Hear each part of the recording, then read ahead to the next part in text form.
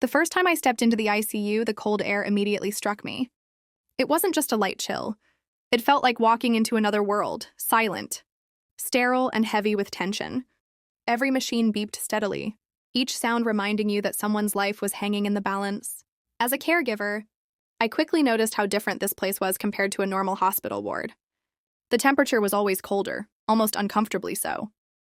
At first, I thought it was simply to keep doctors and nurses comfortable during long shifts under stress.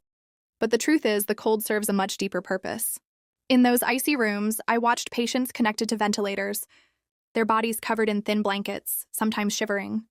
Families would ask me, "Why is it so cold in here? Can't you turn the air conditioning down?"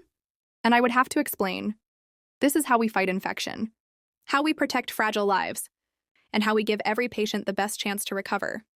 The cold isn't just a feeling, it's part of the treatment. The cold environment inside the ICU is not an accident.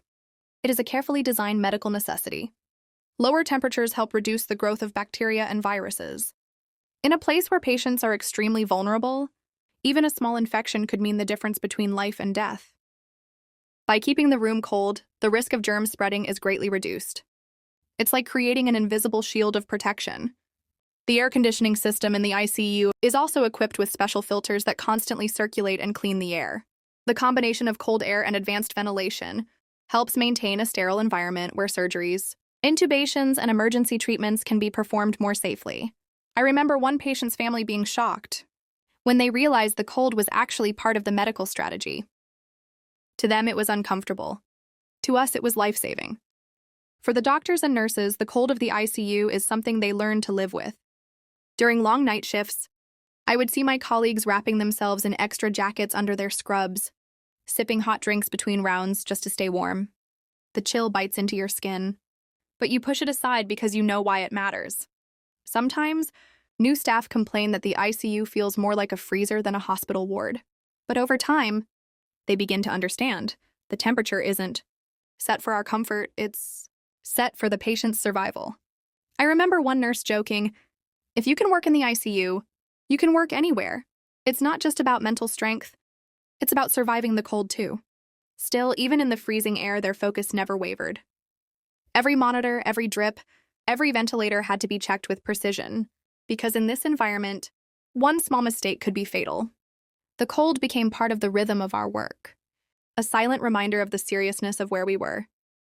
For the patients, the cold is often one of the first things they notice when they wake up in the ICU.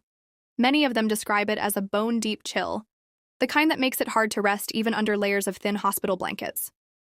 I remember one elderly patient whispering, "Why is it so cold in here? I feel like I'm freezing." His voice was weak, but his eyes were full of confusion. We explained gently that the cold was helping to keep him safe, that it was preventing infections from taking hold. Still, the sensation was real. Many patients shiver, their teeth chatter, and some even need warming blankets or heating pads to stay comfortable. For those fighting serious illnesses or recovering from surgery, the cold can feel like another battle to overcome. Yet in the midst of that discomfort, there is hope. Every degree lower in temperature is part of the fight to give their body the best chance at healing. In a way, the cold becomes a silent companion, unwanted, but necessary through their journey of survival. For the families, stepping into the ICU can be overwhelming. The first thing they notice is the silence, broken only by the beeping of machines. The second thing they feel is the sharp cold that cuts through their clothes. Many times I've seen mothers drape extra blankets over their loved ones, or fathers rub their child's hands hoping to warm them. They often turn to us with worried faces and ask, "Why does it have to be this cold? Isn't my loved one suffering even more?" These questions are not easy to hear because we know the cold feels harsh. But we also know that without it, the risk of infection rises and the fragile balance of the ICU could be broken. Families struggle to understand, torn between wanting comfort for the patient and trusting the science that demands a colder environment. Some even bring sweaters and scarves for themselves, preparing for long hours of waiting in that freezing space. For them, the cold becomes part of the emotional weight they carry, a reminder that the fight for survival is never easy. The cold of the ICU is not only for patients, but also for the machines that sustain them.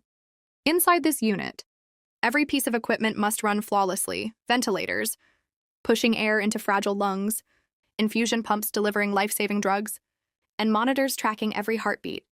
These machines generate heat, and if the room is too warm, their accuracy can falter. In an ICU, even the smallest error, a delayed alarm, a drug pump running too fast, can cost a life. That is why the cold temperature helps maintain stability.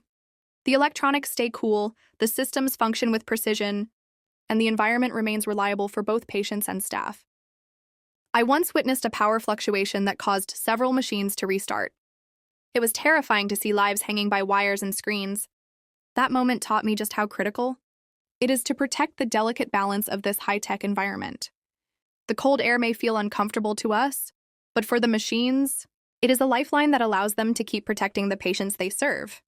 In the end, the cold of the ICU is more than just a temperature setting. It is a symbol of survival. For the patients, it is a challenge they must endure while their bodies fight to heal. For the families, it is an uncomfortable reminder of the fragility of life, wrapping themselves in jackets and scarves as they pray beside their loved ones. For the doctors and nurses, it is a daily test of endurance, working tirelessly in freezing air while making decisions that mean the difference between life and death. And for the machines, the cold is what keeps them precise, stable, and ready to respond in critical moments. So the next time someone steps into an ICU and wonders, why is it always so cold here? The answer is simple: the cold saves lives. It is not there for comfort, it is there for protection. It may feel harsh, even unbearable at times, but within that chill lies the invisible shield that guards the most fragile lives. In the silence of the ICU, the cold is not the enemy. It is part of the cure.